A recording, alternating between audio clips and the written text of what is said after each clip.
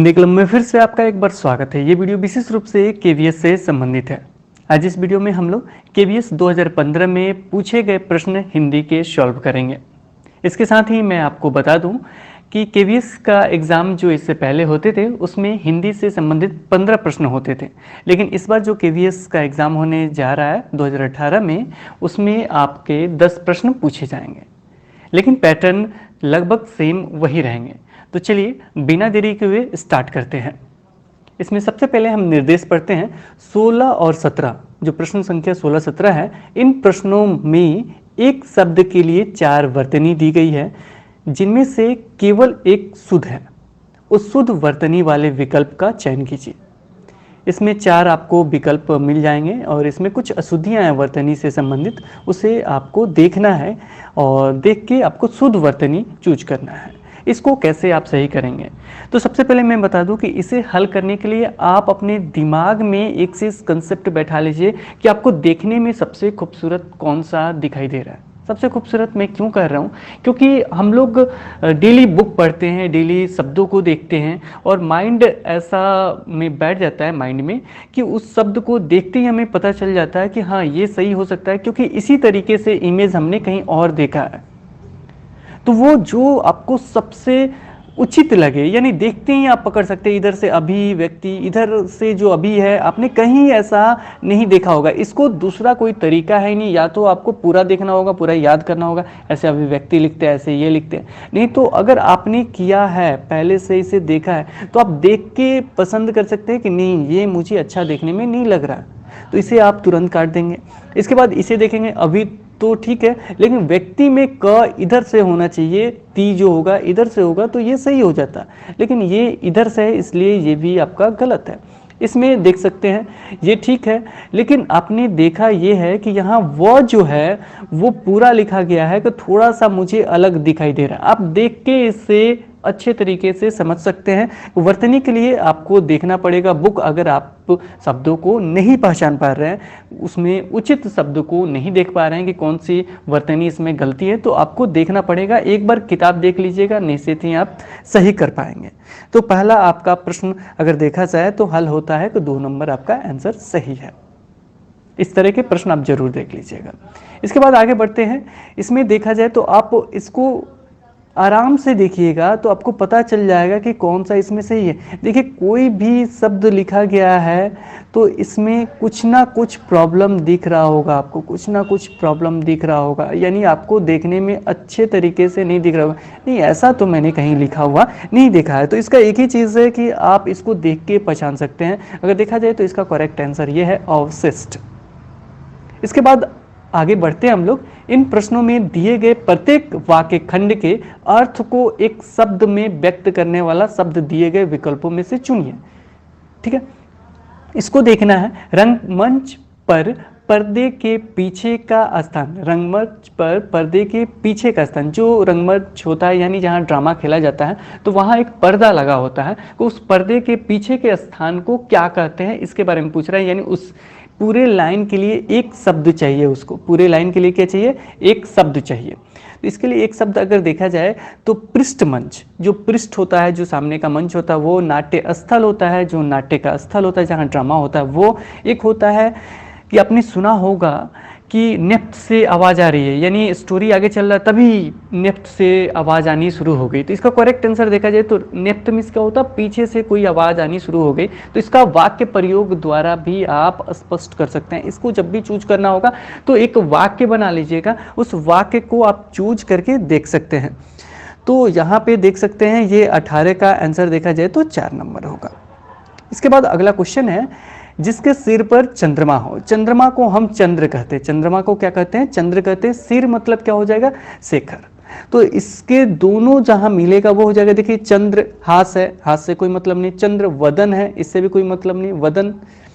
सिर मोर है, इससे भी कोई मतलब नहीं। तो यहाँ पे देखा जाए तो करेक्ट आंसर आपका ये हो सकता है चंद्रशेखर।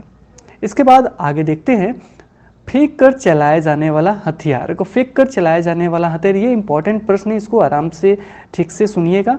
फेंक कर चलाए जाने वाले हथियार को क्या कहते हैं हम लोग? अस्त्र कहते हैं, जिसे हम फेंक कर चलाते हैं। इसके साथ ही एक और प्रश्न बनता है कि जब ये अस्त्र है तो शस्त्र किसे कहते हैं? को शस्त्र उसे कहते हैं जो आपके हाथ में रहता है। कोई याद रखिएगा, शस्त्र जब होगा जब आपके हाथ में रहता है, जैसे में तलवार, तलवार आपके हाथ में रहता है तो तलवार को क्या कह सकते हैं हम लोग? शस्त्र कह सकते हैं। तो इन दोनों पॉइंट को याद रखिएगा।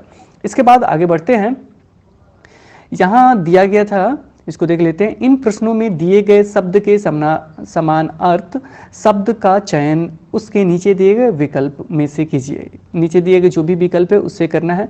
ये देखिए बहुत ही इंपॉर्टेंट प्रश्न है, विप्र। अब जैसे विप्र देखेंगे तो बोलेंगे कि निर्धन होगा, लेकिन ये आपका गलत हो जाएगा। विप्र मीन्स निर्धन नहीं होता, विप्र मीन्स क्या होता है? ब्राह्मण होता है।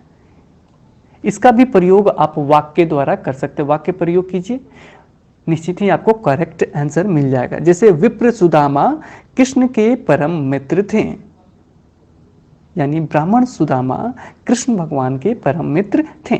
इसके बाद आगे बढ़ते हैं का आविर्भाव। आविर्भाव इसका देखा जाए तो इसका आंसर हो जाएगा आपका उत्पत्ति, यानी कुछ उत्पन्न हुआ, आविर्भाव हुआ, तो इसका हो जाएगा उत्पत्ति। मृत्यु तो होगा नहीं, मोक्ष होगा नहीं, वनप्रस्थ होगा नहीं, तो क्या होगा? उत्पत्ति। तो यानी 22 का देखा जाए तो आंसर आपको क्या मिला? 4। इसका भी वाक्य प्रयोग द्वारा देख सकते हैं। विपरीत जो अर्थ होते हैं उसका चयन करना है। इसमें देखते हैं क्या क्या है। अनुरक्ति, अनुरक्ति इसको एक बार आप देख लीजिएगा, यानी विपरीत यानी विलोम शब्द वाले भी वीडियोस आप देख लीजिएगा। नहीं होगा तो आप कोई भी बुक लिए होंगे वहाँ से विपरीत शब्द वाले भी एक बार देख लीजिएगा। और इसका करेक्ट आंसर देखा जाए तो अनुरिक्त का क्या होता है? विरिक्त होता है। अनु ये वी हो जाएगा, तो ये आंसर आपका करेक्ट 2 नंबर हो जाएगा। इसको याद करने में 1 या 2 बार देखेंगे, निश्चित ही याद हो जाएगा। और ये मेरे ख्याल से 10 से 20 मिनट का काम है। इसके बाद आगे बढ़ते हैं तो अगला क्वेश्चन आपका आता है। अगला क्वेश्चन है स्वप्न। तो स्वप्न इसमें किससे संबंधित है, यानी कौन इसका विपरीत है? क्योंकि विपरीत हम देख रहे हैं तो इसमें विपरीत कौन है? स्वप्न का। स्वप्न का निद्रा होगा नहीं, ध्यान होगा नहीं, मनन होगा नहीं, तो स्वप्न का उल्टा होता है जागरण। लोग जागरण भी करते हैं रात में, तो उसे हम लोग जागरण कहते हैं। तो स्वप्न का जब उल्टा होगा तो क्या होगा? जागरण। इसके बाद आगे प्रश्न पे बढ़ते हैं। अगले प्रश्न पे निर्देश 25 से 27 इन प्रश्नों में दिए गए मुहावरों का सही अर्थ दिए गए विकल्पों में से चुनिए। जो भी मुहावरा दिया गया है उसका सही विकल्प चुनिए। इस तरह के प्रश्न आते हैं तो निश्चित ही आप 100% मुझे लगता है कि सही कर सकते हैं अगर आप हिंदी पढ़े हुए हैं तो। चलिए पहला प्रश्न देखते हैं इसमें। आंखें बिछाना, यानी आंखें बिछाना का मतलब क्या होता है? तो किसी का देखिए आंखें बिछाना है, यानी किसी को आप एक तरीके से देख रहे हैं, बिछा के देख रहे हैं कि कोई आया है कि नहीं आया है, क्या कर रहा है। तो इसको देखने के लिए कुछ नहीं है, केवल शब्दों को देखिए। आंख और बिछाना, आंख मतलब आंख से क्या करते हैं हम लोग? देखते हैं। देखने के बाद क्या कर रहे हैं? एक तरह से बिछा के देख रहे हैं कि कब आएगा कब आएगा, आंख बिछा के देख रहे हैं आप। तो इसको जब भी देखना हो तो उन शब्दों को समझिए कि आंख है, आंख से क्या करते हैं, यानी कार्य उससे देखिए। ये जब भी मुहावरा बना होगा तो किस लिए बना होगा? तो इसका कोई ना कोई वजह होगा। आंख बिछाना मतलब क्या है कि आंख से हम लोग देखते हैं, उसी को बिछा के देख रहे हैं। बिछा के मतलब आंख को थोड़ी बिछा सकते हैं, लेकिन आंख को बिछाना मतलब एक तरह से उसको देख रहे हैं, किसी का बाट खोज रहे हैं, यानी बाट जोहना। इसका करेक्ट आंसर क्या हो जाएगा? बाट जोहना, यानी आंख बिछा के उसको देख रहे हैं कि कब आएगा। तो इसका आंसर होता है बाट जोहना, यानी खोजना। इसके बाद अगले प्रश्न पे चलते हैं। देखिएगा ये भी बहुत ही आसान है। जब भी मुहावरा आएगा तो 100% आप करके आइएगा। नहीं समझ में आता है तो एक बार मुहावरा आप देख लीजिएगा। छाती पीटना, छाती पीटना इसका मतलब क्या होता है? आप अपना छाती कब पीट सकते हैं? आप अपना छाती कब पीट सकते हैं? तो जाहिर सी बात है कि आपको कुछ प्रॉब्लम होगा तभी ना छाती पीटते होंगे। कुछ प्रॉब्लम होगा, कुछ दिक्कत होता होगा, तभी छाती पीटते। छाती पीट पीट के वो रोने लगी, छाती पीट पीट के वो रोने लगी। इसका मतलब क्या हुआ? वो विलाप करने लगी। वो क्या होता है? विलाप करने लगी। तो इसका करेक्ट आंसर देखा जाए तो आपका होगा 26 का होगा आपका 4। ठीक है। इसके बाद अगले क्वेश्चन पे चलते हैं। तलवा सहलाना। तलवा सहलाने का मतलब क्या होता है? मान लीजिए किसी का तलवा आप कब सहलाएंगे? ऐसा तो थोड़ी है कि आप रो रहे हैं को किसी का तलवा सहलाने लगेंगे, नहीं होगा। ऐसा थोड़ी है कि आप बहुत खुश हैं किसी और का तलवा आप सहलाने लगे। तलवा मतलब क्या होता है, सबसे नीचे होता है। तलवा मीन्स क्या होता है, पैर का सबसे निचला भाग, तो वो तलवा होता है, उसको सहलाना। या किसी का भी हाथ का देखे या पैर का देखा जाए तो पैर का तलवा क्या कहते हैं, किसको कहते हैं, को पैर का तलवा होता है, सबसे निचला भाग होता है, उसको सहला रहे हैं किसी का, तो क्यों सहलाएंगे, यानी आप उसके नीचे झुक रहे हैं, उसके नीचे आ रहे हैं, तो जाहिर सी बात है कि उसको खुश करने के लिए आप उसके नीचे झुक रहे हैं। तो इसका करेक्ट आंसर देखा जाए तो क्या होगा, 3 नंबर होगा, तलवा सहलाना यानी खुशामद करना। क्या होता है इसका करेक्ट आंसर, खुशामद करना। कुछ भी नहीं है, आप आराम से कर सकते हैं, केवल समझने का फेर है, उन शब्दों को पहचानिए कि वो है कहाँ, क्या करता है क्या, स्थान कहाँ। चलिए आगे बढ़ते हैं हम लोग। इन प्रश्नों में दी गई कहावतों लोकोक्तियों का सही अर्थ दिए गए विकल्पों में से चुनिए। जो भी विकल्प दिया गया उनमें से चुनना है। इसमें देखा जाए तो पहला क्वेश्चन क्या है, हाथ कंगन को अर्सी क्या। हाथ कंगन को अर्सी क्या, जो भी आपका हाथ है उसमें जो कंगन होता है उसको अर्सी क्या, ये चीज़ कह रहा है। तो इसमें देखा जाए तो अगर इसका करेक्ट आंसर देखा जाए तो क्या होगा, प्रत्यक्ष के लिए प्रमाण की आवश्यकता नहीं होता। प्रत्यक्ष के लिए यानी हाथ कंगन को अर्सी क्या, मतलब एक तरह से आपको दिख भी रहा है कि उसको किसी चीज़ की जरूरत नहीं है, किसी चीज़ की आवश्यकता नहीं है। ठीक है, यहाँ पे स्पष्ट हो रहा है, यानी कुछ भी नहीं है, केवल देखना है, आंसर टिक करना है। तो यहाँ पे करेक्ट आंसर क्या होगा, प्रत्यक्ष के लिए प्रमाण की आवश्यकता नहीं होता। इसके बाद आगे बढ़ते हैं हम लोग अगले क्वेश्चन पे। देसी मुर्गी बिलायती बोल। देसी मुर्गी बिलायती बोल यानी जैसे में आप कहीं गांव में रहते हैं तब तक कोई बाहर से घूम के आता है और अंग्रेजी बोलने लगता है, मतलब एक तरह से हिंदी बहुत ज़्यादा बोल रहा है, लेकिन वहाँ पे लैंग्वेज क्या है, भोजपुरी है। तो लोग क्या कहते हैं, देसी मुर्गी बिलायती बोल। इसका मतलब बेमेल बातों का मेल, बेमेल बातों का मेल होता है इसका करेक्ट आंसर देखा जाए, यानी 29 का आपका क्या होगा, 3। कुछ लोग ऐसे भी होते हैं, जैसे इसका एग्जांपल एक और दे देता हूँ कि कुछ लोग अनपढ़ लोग होते हैं, तो लोग कहते हैं क्या अंग्रेजी पी लिया है अंग्रेजी मतलब कुछ उल्टा सीधा मतलब उन्होंने ले लिया है, उसके बाद क्या होगा, अब वो अंग्रेजी बोलना शुरू कर देंगे। तो वही होता है देसी मुर्गी बिलायती बोल, या बेमेल बातों का मेल, यानी यहाँ जो बोला जाता है वो चीज़ यहाँ मैच नहीं कर रहा है, इसके लिए लोग यूज करते हैं। इसके बाद अगले क्वेश्चन पे चलते हैं। एक तो करेला दूजे नीम चढ़ा, एक तो करेला दूजे नीम चढ़ा, तो ये भी आप आराम से दे सकते हैं। एक तो करेला, करेला कैसा होता है, खाने में कड़वा होता है, इसलिए आप नहीं खाते हैं, याद है आपको। इसके बाद दूजे नीम चढ़ा, नीम की पत्ती भी नहीं खाते हैं, वो भी बहुत खराब होता है, यानी 2 खराब चीजों का मिलना एक तरह से होगा। तो यहाँ देखिए उसी तरह का आंसर हम खोजेंगे, दुगनी फायदेमंद वस्तु। अब फायदे थोड़ी हो रहा है, दोनों खराब चीज आपको दे रहा हूँ, खाने के लिए खाइएगा, नहीं खाइएगा ना, तो ये काट दूंगा मैं। अत्यंत स्वास्थ्य वर्धक चीज, ये आपको अच्छा लग रहा हो कि दोनों स्वास्थ्यवर्धक है, लेकिन इसका मतलब नहीं है, क्योंकि ये एक कहावत है, यानी इसका अर्थ निकलेगा कुछ अलग ही निकलेगा।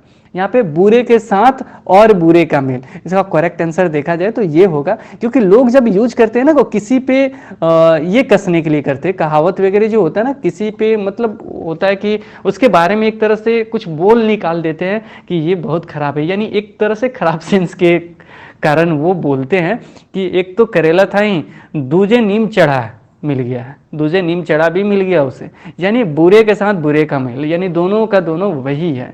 तो ये आपका देखा जाए तो 30 का आपका करेक्ट आंसर कौन सा होगा, तो 3 होगा। तो आज हमने 2015 में जो हिंदी के प्रश्न थे उसे सॉल्व किया। निश्चित ही आपको अच्छा लगा होगा, कुछ ना कुछ फायदा तो जरूर हुआ होगा। इसके साथ ही मैं बता देता हूँ कि डिस्क्रिप्शन बॉक्स में एक मैं लिंक दूंगा, उस वीडियो को जरूर देखिएगा, वो है आपका 1B चार्ट। वहाँ से भी किसी सन में पीआरटी में प्रश्न पूछे गए हैं, जैसे छ लिखते हैं तो कैसे लिखते हैं, बहुत ही इंपॉर्टेंट वीडियो है। इसके साथ ही मैंने सीटेट के लिए भी वीडियोस बनाया था, उसमें मैंने बहुत सारी चीज़ें ग्रामर को स्पष्ट कर दिया था, उसे आप देख सकते हैं। लेकिन उसके लिए मैं क्या कर रहा हूँ कि दोबारा वीडियोस को काट के केवल जो ग्रामर पोर्शन है उसे मैं अपलोड कर दे रहा हूँ, ताकि आप अच्छे तरीके से उसे देख सकें। इसके साथ ही कोई और परेशानी हो तो कमेंट बॉक्स में ज़रूर कमेंट करें, हम कोशिश करेंगे उसे सॉल्व करने का। इस वीडियो को देखने के लिए आपको बहुत बहुत धन्यवाद। अगर आपको वीडियो पसंद आया हो तो लाइक ज़रूर करें और कमेंट करके हमें ज़रूर बताएं। Okay, thanks for watching this video, bye bye.